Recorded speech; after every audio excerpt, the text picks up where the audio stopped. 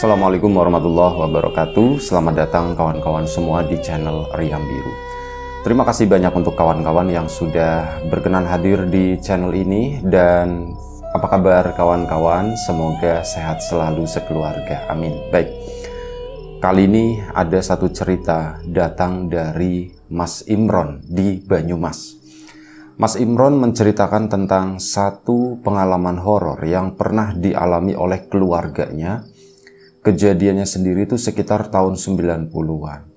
Mas Imron masih kecil, masih SD, dan Mas Imron itu punya seorang kakak. Sebenarnya ada dua kakak. Satu perempuan, yang satunya laki-laki, anak pertamanya. Itu namanya Mas Tohari. Nah, ini yang kakak keduanya, yang perempuan, itu nanti dalam cerita tidak terlalu dominan gitu ya. Nah, ini di tahun 90-an tersebut, waktu itu memang lagi musim penghujan. Hujan itu lagi deres-deresnya begitulah ya. Dan aktivitas Bapak, kalau misal malam hari kayak gitu, misalkan ini hujan lagi deres banget nih, Bapak itu harus pergi ke sawah atau kebun gitu ya. Itu untuk ngebuka satu pintu air. Kalau tidak dibuka, nanti kebun itu atau sawahnya itu, ladangnya itu bakalan kebanjiran. Kalau kebanjiran, repot, nanti tanamannya rusak. Nah, jadi kayak gitu, kalau misal posisinya nutup, ya malam itu harus dibuka. Biasanya sih dari sore itu untuk antisipasi kalau misal, waduh ini mau hujan, itu pintu itu udah dibuka meskipun tidak dibuka full gitu ya. Tapi setidaknya air itu bisa mengalir, nggak menggenang terlalu tinggi. Nah, kebetulan di kala itu Bapak itu sore harinya, siang harinya itu memang lagi nggak enak badan. Bapak itu capek dan agak sedikit meriang ya. Nah, waktu itu akhirnya apa? Hujan, sore hari itu udah, mendung itu udah ini banget ya. Udah gelap banget, udah ngegulung-gulung seperti itu. Anginnya juga, aduh sepertinya ini bakalan hujan deres ya. Kalau hujan deres, ini keluarganya Mas Imron, Mas Tohari, dan yang lain-lain itu pasti ngumpul di rumah. Tapi kalau misal kondisinya lagi nggak musim penghujan, musim panas, Mas Tohari itu jarang di rumah ya. Dia namanya juga pemuda begitu ya. Waktu itu mungkin usianya udah ya hampir 20 tahunan lah, udah lumayan cukup gede ya, kayak gitu, main ke tetangga, entah main kemana, namanya juga anak muda ya. Nah, ini lagi musim penghujan, keluarga itu kayak hampir setiap malam itu full di sana, kecuali Bapak. Bapak itu misalkan ya itu tadi, ada kegiatan apa, nanti Bapak itu sibuk orangnya. Kegiatan RT ikut, kegiatan ini ikut, kegiatan itu pokoknya yang berhubungan dengan masyarakat. Bapak itu termasuk orang yang aktif. Jadi malam itu kadang hujan-hujan pun Bapak itu harus keluar. Yaitu nggak cuman rapat doang, tapi kadang ngecek ini, ngecek got, ngecek macem-macem gitu ya. Nah, ini pada suatu malam. Hal itu jadi Bapak keluar itu udah sesuatu yang terbiasa buat keluarga. Mereka saat Bapak keluar pun nggak khawatir gitu ya. Sampai akhirnya ini pada suatu malam, ya Bapak seperti biasa, siang harinya itu kan ngerasa nggak enak badan ya. Bapak itu nggak kemana-mana, cuman di rumah aja bersantai, meskipun ya tetap utak-utuk ngerjain apa gitu ya, nggak bisa diem. Malam harinya, sore harinya itu udah, aduh hujannya begini ya. Bapak itu belum nutup itu, belum ngebuka pintu air di sana, gimana ya? Dan akhirnya hujan pun sore itu turun. Dan sebelum kita lebih jauh dalam cerita, mohon izin numpang dagangan dulu. Bawang goreng Nyewiji, bawang goreng renyah kualitas premium, tanpa campuran apapun. Minyaknya juga sedikit ya, bawang digoreng sendiri. Bawangnya itu pakai bawang Brebes yang terkenal dengan aroma dan rasanya yang kuat. Untuk kawan-kawan monggo yang berminat bisa langsung aja cek di bawah, bisa didapatkan di Shopee, Tokopedia, TikTok, atau di nyewiji.com. Untuk kawan-kawan yang mungkin belum sempat memesan, ya ditunggu pesanannya. Yang sudah memesan, terima kasih banyak. Baik, kita lanjut lagi cerita dari Mas Imron tadi. Nah, udah sore itu resah Bapak gitu kan. Aduh gimana ya. Mas Tohari itu sebenarnya udah ngomong, Pak, Udah nanti aku aja Pak yang ke sana, kata Mas Tohari gitu kan. Cuman Bapak, andalah kamu ndak ngerti, nanti berantakan semua, kata Bapak seperti itu. Ngeremehin Mas Tohari, dan memang dia juga nggak ada pengalaman sama sekali buat itu gitu ya. Nanti salah cabut atau apa gitu kan repot. Hujan pun turun dari sore hari itu udah dari menjelang maghrib, dan hujan turun nanti berhenti. Nanti turun lagi berhenti. Kalau berhenti, Bapak tenang, alhamdulillah, berhenti, gak kebanjiran. Nah, sekitar jam 9 malam, itu tiba-tiba hujan turun lagi, deras, dan waktu itu udah lumayan cukup lama, sekitar setengah jam. Hujan itu nggak berhenti-berhenti, bahkan sampai di halaman rumahnya Mas Imron itu, tergenang air di sana. Bapak pun, waduh, gimana di sana, pikir Bapak ya. Ya Bu, udah sebentar Bu, Bapak tak keluar gitu. Ibu udah ngelarang waktu itu, Pak lagi sakit, lagi naik enak badan begitu kok malah keluar-keluar Pak. Udah Bu, ndak apa-apa katanya begitu, cuman sebentar, Bapak pakai jas hujan, bawa payung katanya begitu, pakai sepatu bot dan sebagainya. Dan memang waktu itu kondisi Bapak itu udah mulai kembali prima ya, jadi udah kayak ya udah nggak kayak bukan orang sakit lagi, udah kondisinya tuh normal. Mas Tohari nawarin lagi, Pak udah aku aja mau dianterin Pak. Pertama nawarin lagi ditolak, terus nawarin mau dianterin Pak, sudah nggak usah, kamu jaga rumah aja kata Bapak. Dan akhirnya sudah, Bapak pun pergi jam 9 lewat ya, mungkin setengah 10 malam, itu udah malam, berbekal senter, sepatu boot, pakai jas hujan, plus ada beberapa peralatan yang dibawa Bapak, sama itu tadi bawa payung, lengkap lah. Hujan masih deras, geledek cuman adalah sedikit gitu ya, cuman ininya loh, petirnya itu terarap itu terang banget di luar sana. Bapak pun keluar dari rumah. Mas Imron, Mas Tohari gitu ya, ini mohon maaf, sedih melihat Bapak seperti itu ya. Kasihan ya Bapak ya, malam-malam keluar begitu, dibantuin nggak mau, kata Mas Tohari. Iya Mas, kalau misal Mas Tohari ke sana, aku ikut toh Mas, kata si itu ya. Lah kamu ikut, nah, nanti ngerepotin katanya. Setannya itu banyak di kebunnya Bapak di situ. Mas Tohari itu nakut-nakutin seperti itu, padahal Mas Tohari aja malam aja nggak pernah ke situ gitu ya. Nah ini Bapak, iya ya Bapak berarti sering lihat setan ya Mas ya? Ya Bapak sering lihat setan katanya, orang malam begini di kebun itu banjir lagi begitu kan. Tambah sedih si Mas Imron, kasihan Bapak ya Mas ya? Iya kasihan. Semoga enggak apa-apa, kata si Mas Tohari begitu kan. Sudah.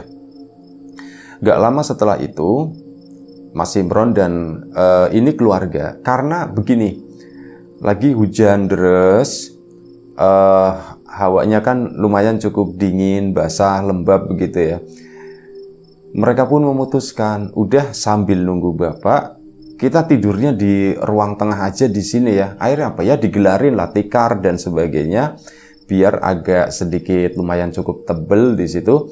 Dari ibu, kakak perempuannya Mas Imron sama Mas Tohari tiduran di situ. Cuman Mas Tohari itu masih duduk, dia itu mungkin belum ngantuk. Mas Imron sendiri udah tiduran di sana. Anget rasanya, ngumpul, tidur ngumpul begitu. Cuman ada satu kurang, Bapak itu ndak ada di sini. Dan ya Mas Imron baru tahu ternyata Mas Tohari di situ diem begitu ya. Dia itu lebih memilih duduk diem aja sambil baca-baca koran seperti itu. Ternyata pikirannya Mas Tohari itu ke Bapak. Udah jam 10 malam, hujan belum juga reda, Bapak kok belum pulang. Itu ya. Dan waktu itu mungkin ibu udah tertidur, si Mas Imron belum. Ibu kebangun, jam berapa Ri? Nanya begitu kan. Jam 10 Bu. Jam 10. Bapak udah pulang belum? Nanya begitu kan.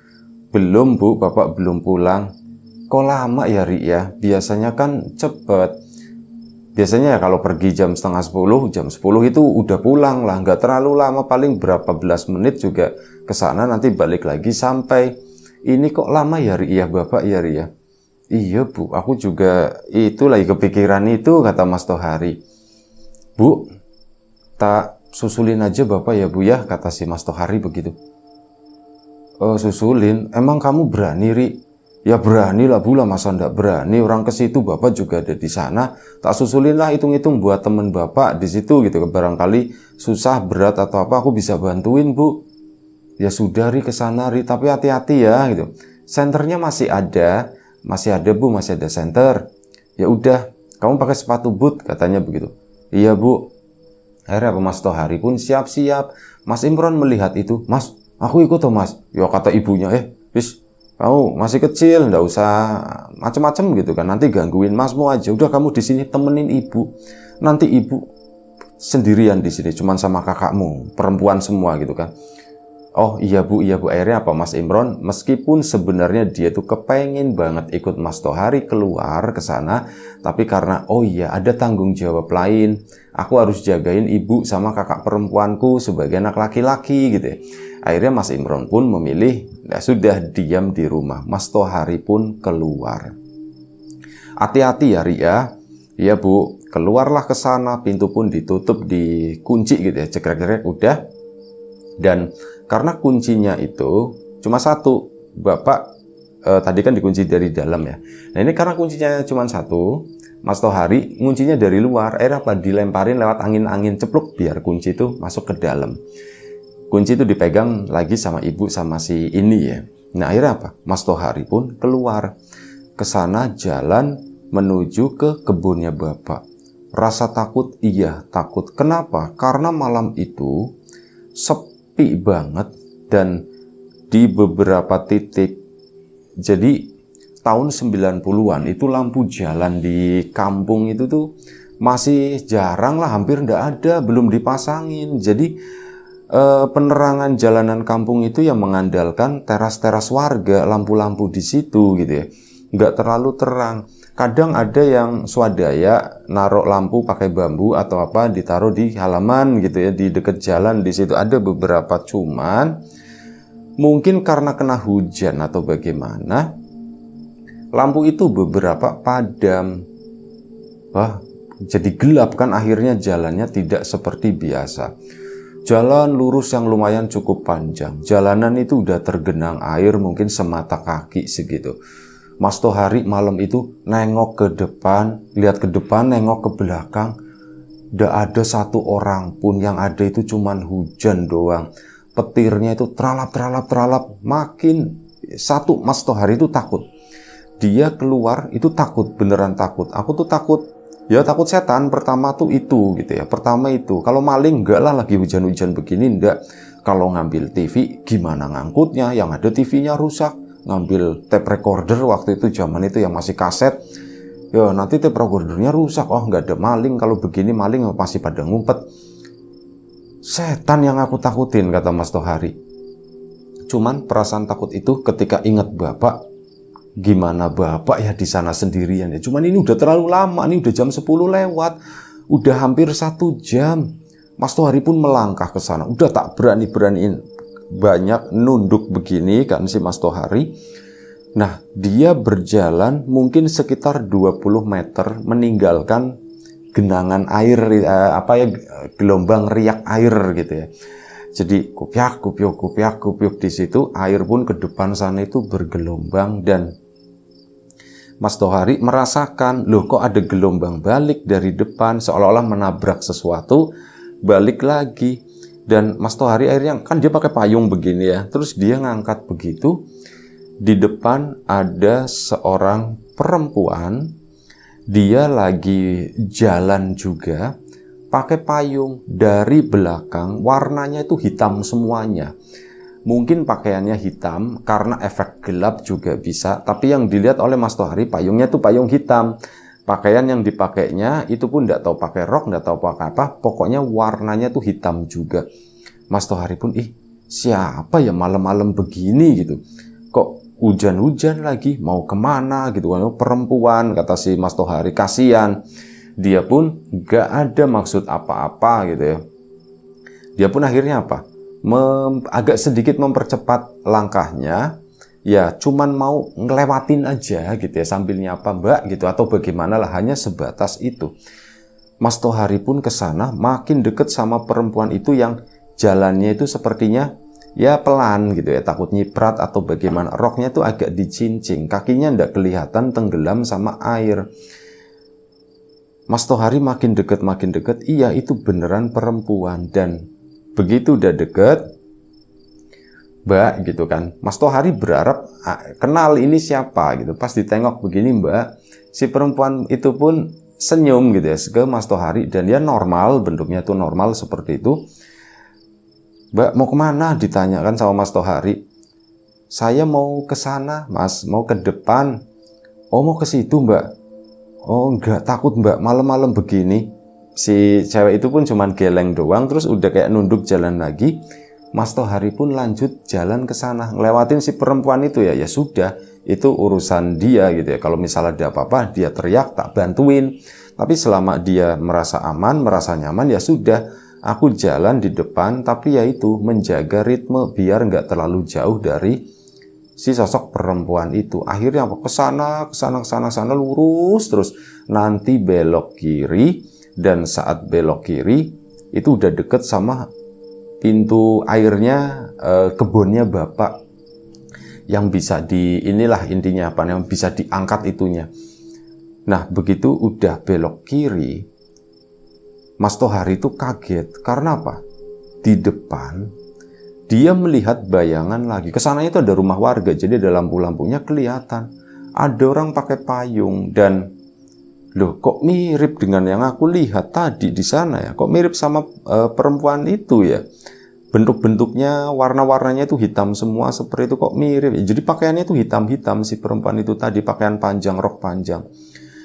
Mas Tohari pun mendekat ke sana. Lagi ngapain ya dia di sini ya? Gitu. Mendekat ke arah tempat bapak biasa beraktivitas di situ. Yo makin nyeremin di sana gitu ya. Jalan air, deket kebun, deket sawah, ada rumah penduduk pun sedikit di situ.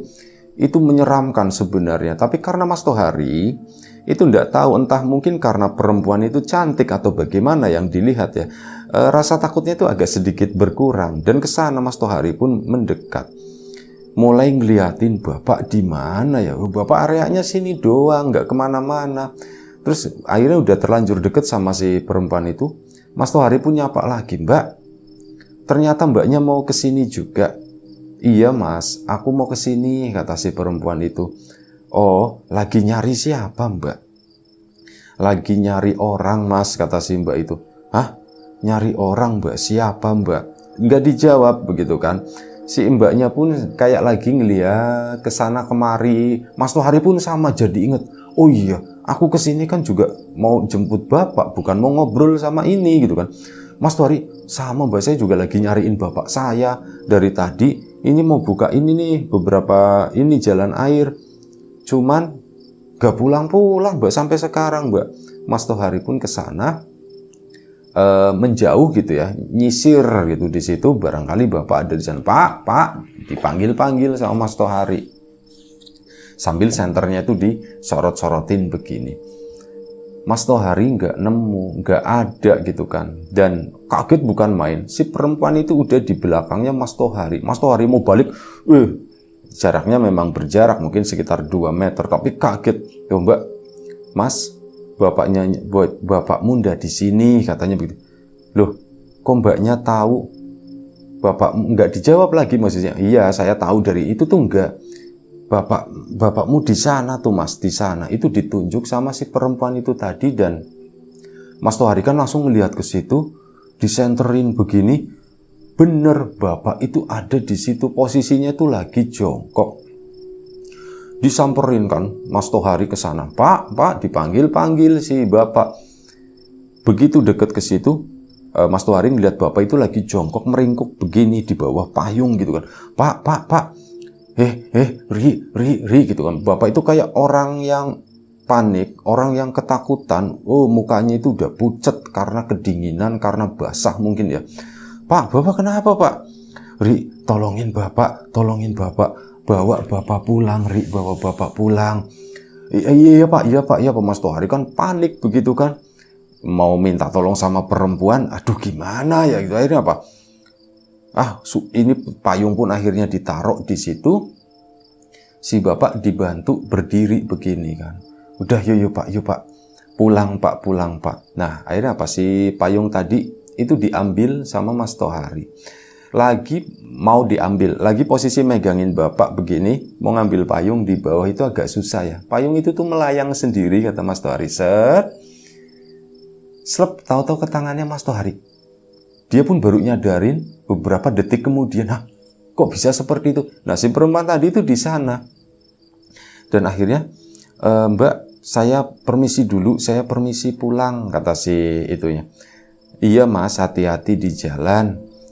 Iya mbak, terima kasih. Akhirnya sudah dibawakan begitu si bapak.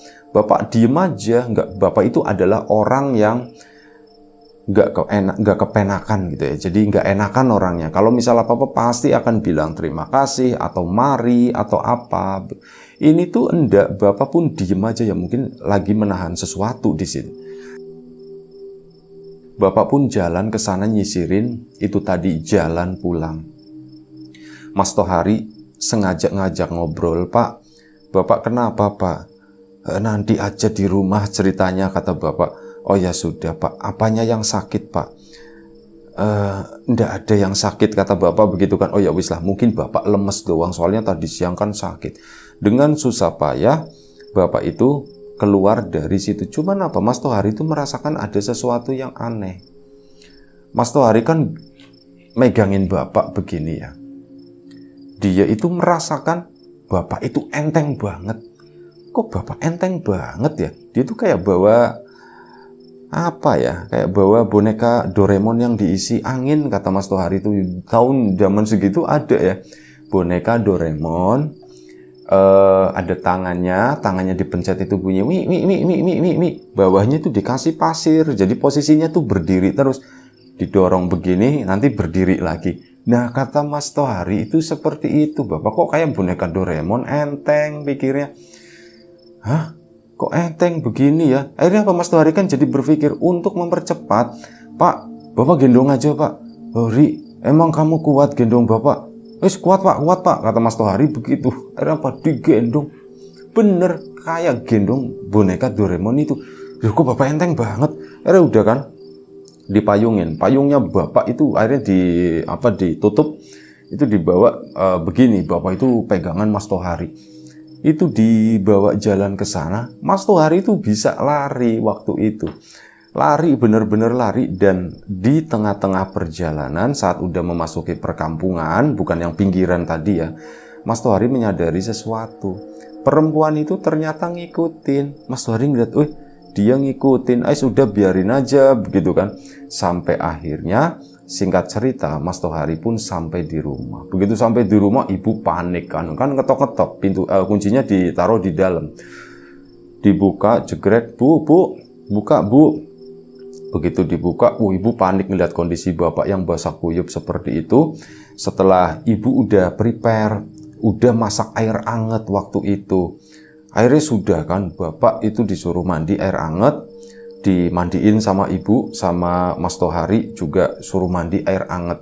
Airnya sudah selesai. Nah begitu selesai, disitulah bapak cerita katanya, Pak, apa yang terjadi sebenarnya? Tadi bapak itu ditarik katanya. Ditarik sama siapa Pak? Bapak ndak tahu. Bapak lagi mau nyabut itu, tiba-tiba ada tangannya itu ada beberapa kata bapak. Tangannya itu hitam-hitam narikin bapak begitu sampai bapak itu jatuh loh ke kubangan itu ya. Bapak jatuh ke sana, bapak itu udah hampir mati, Ri. Bener Ri, bapak itu udah hampir mati, udah nggak bisa nafas. Air itu udah masuk semuanya, kepala udah sakit gitu ya ceritanya si bapak. Tapi ada yang nyelamatin bapak katanya itu. Yang nyelamatin bapak Pak, siapa Pak? Bapak ndak tahu, tapi ada yang narik tangan bapak. Bapak itu diangkat, diseret ke atas. Bener-bener bapak itu udah lemes banget. Ya udah, bapak ndak bisa kemana-mana. Bapak itu cuma jongkok di sini ya berharap nanti kamu atau siapa ada yang jemput ke sini, kata si bapak. Dan ternyata benar, kamu itu datang. Pak, yang narik itu siapa, Pak? Bapak nggak ngelihat jelas, tapi bapak di kejauhan di sana, bapak itu ngelihat sepertinya ada seorang perempuan. Bapak nggak tahu pakaiannya itu ya hitam, sama persis yang dilihat sama Mas Tohari. Mas Tohari pun akhirnya, Pak, aku ngelihat perempuan itu, Pak. Bahkan dari saat aku baru keluar rumah itu aku udah ngelihat dia, udah ngelewatin dia, tak sapa, Pak. Sampai akhirnya apa? Di situ, di tempat bapak itu, pas aku baru datang, loh, dia kok udah di sini. Terus apa tak cariin bapak kan? Dia jawabnya apa, Pak? Pas, Mbak lagi nyari siapa? Aku lagi nyari seseorang, Mas. Jawabnya seperti itu. Dan ya begitulah, Mas Tohari menceritakan semuanya sampai itu, Pak, nunjukin lokasinya bapak itu di mana. Bapak kan begini pakai payung, payungnya kan hitam gede. Bapak pakai kemeja putih yang nggak kelihatan, ketutup sama payung, di gelap-gelapan itu, Pak. Iya, Ri, bapak habis soalnya dingin banget, bapak itu udah lemes, kepala udah pusing, macem-macem lah. Akhirnya itu tadi. Jadi penasaran kan, Mas Imron bangun waktu itu ikut dengerin. Siapa, Mas? Mbak siapa, Mas? Nggak tahu. Cantik, Pak, kata si Mas Tohari gitu ya. Aku itu ngelihat mukanya dan dia itu cantik, Pak, kata si Mas Tohari. Mas Imron celetuk, sama si Mbak cantikan mana? Ya, si Mbak itu maksudnya kakaknya. Cantikan dia, kata Mas Tohari. Weh, mbaknya begitu ya. Mbak Yui mentang-mentang katanya begitu kan. Tapi nggak tahu, Pak, aku ngerasa kayaknya dia bukan orang, Pak, kata si Mas Tohari begitu. Kata bapak pun, iya, kemungkinan dia bukan orang.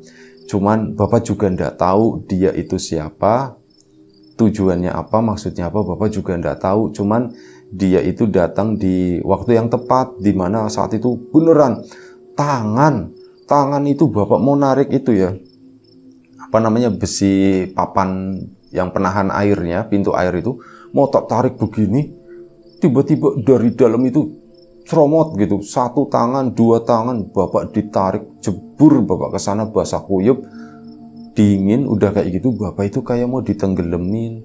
Bener-bener bapak itu kayak ditarik ke bawah terus, nggak bisa ke atas-atas, sampai akhirnya itu tadi ada yang narik. Dan bapak sepintas melihat, oh yang narik itu perempuan pakai payung hitam, pakaiannya serba hitam, mungkin sama dengan seperti yang kamu lihat, Ri, kata bapak. Yes, intinya keluarga itu senang dan akhirnya, Pak, malam itu pun istirahat. Mengenai perempuan, siapa perempuan itu tadi, keesokan paginya bapak itu ngomong, Ri, siapapun dia ndak usah dibahas ya, katanya begitu. Ndak usah kamu ceritain ke warga sini, ndak usah. Udah, cerita ini kamu simpan sendiri aja. Cerita mengenai bapak semalam begitu jatuh pun sama ya, kamu pertahankan. Oh iya, kamu semalam gendong bapak lo dari sana. Itu dia, Pak, aku juga bingung. Aku bawa bapak itu kayak bawa boneka Doraemon, Pak, gitu. Enteng banget, Pak. Dan akhirnya ya sudah, kok bapak enteng ya, udah tak naikin aja ke sini. Akhirnya ya sudah, Pak, tak gendong dan sampai di sini. Mungkin dibantuin kali ya, Ri, ya, kamu bawa bapak ke sini. Iya kali, Pak. Kata bapak jangan dibahas. Oh iya, jangan dibahas.